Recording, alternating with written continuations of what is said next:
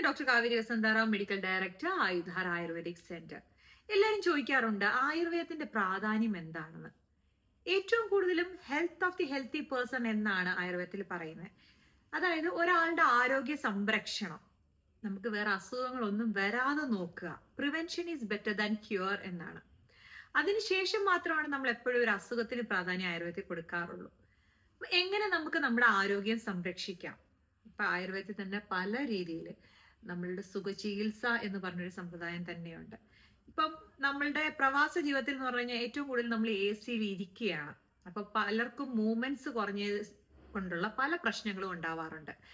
Muscle stiffness വരാറുണ്ട്, circulation issues വരാറുണ്ട്, digestion issues വരാറുണ്ട്, ഉറക്കമില്ലായ്മ, ഇങ്ങനെ നിരവധി പ്രശ്നങ്ങൾ.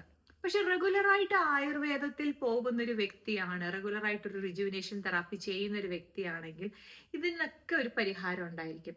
ഒരു പ്രോപ്പർ ആയിട്ടൊരു റിജുവിനേഷൻ തെറാപ്പി എടുക്കുമ്പോൾ അവരുടെ സർക്കുലേഷൻ നല്ലതായിരിക്കും, ഡൈജഷൻ നല്ലതായിരിക്കും. എണ്ണ തേച്ച് കുളി, അതോടൊപ്പം തന്നെ നമ്മൾ കിഴി അടക്കമുള്ളതാണ് ചെയ്യേണ്ടത്. സ്റ്റിഫ്നെസ് മാറാൻ ഏറ്റവും നല്ലത് കിഴി അടക്കമുള്ള ഒരു എണ്ണ തേച്ച് കുളിയാണ്. അഭ്യംഗം എന്ന് പറയും നമ്മുടെ എണ്ണ തേപ്പിനെ.